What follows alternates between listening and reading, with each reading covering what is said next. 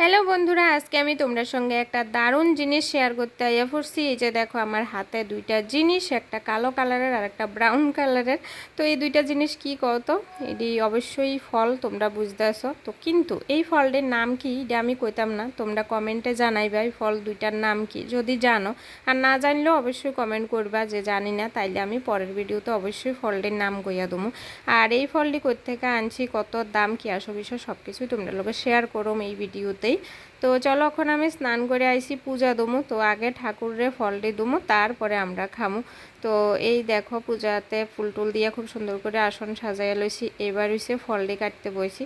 তো প্রথম কালো কালারের যে ফলটা এটা কাটলাম। তো এটার ভিতর থেকে একটা গোলমোলো বীজ বাইর হইছে। বীজটা খুবই সুন্দর, ফল যেমন হইব না ফলটাও সুন্দর দেখতে, উপর দিয়েও সুন্দর ভিতর দিয়েও সুন্দর।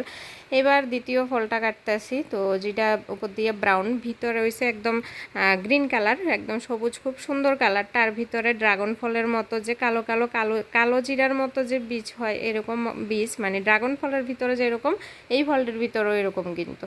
তো এটাও কাটলাম, দুইটা ফলই কাটতে পূজাতে দিতেছি। আর আমরা এই ফলটি আনছিলাম আগরতলার থেকে, 2 দিন আগে গেছিলাম আগরতলা। আর এত দাম এই ফলটির, একটার বেশি দুইটা কিনানোর মতো সাহস পাইছি না, তাই দুইটা ফলই একটা একটা করে কিনে আনছি। মানে নতুন ফল দেখছি, দেখা কিনতে ইচ্ছা হয়েছে, এই লেগে কিনছি। কিন্তু এত দাম শুনলে তোমরারও মাথা খারাপ হয়ে যাবে। বড় যে ফলটা কালো কালারের, এই ফলটার দাম নিছে 175 টাকা।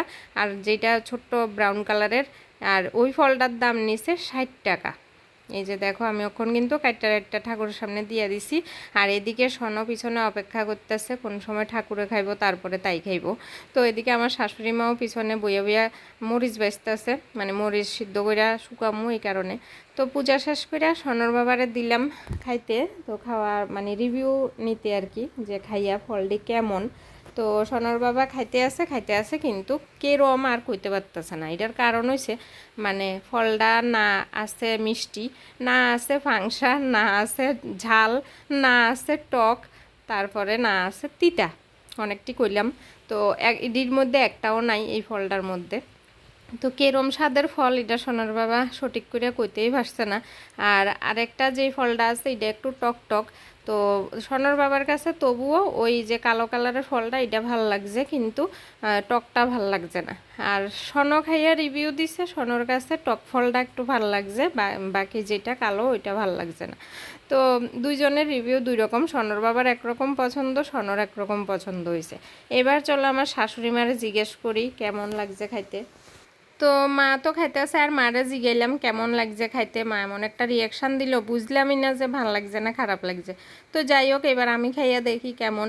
আমি প্রথমেই যে সনো কইলো যে টক ফলটা ভাল লাগছে, তো এটাই আমি প্রথমে একটু খাইয়া দেখতেছি। এরপরে দেখলাম যে মানে একটু বেশি টক লাগতেছে দুপুরবেলা খালি মুখে, এই কারণে।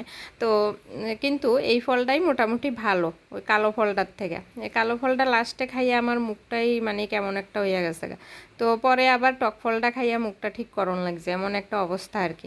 তো যাই হোক, আমরা তো এমন রিভিউ তোমরা শুনছো, এবার তোমরা কিনা খাইয়া দেখো কেমন। আর অবশ্যই কমেন্টে ফলটির নাম জানাইয়া যাইও।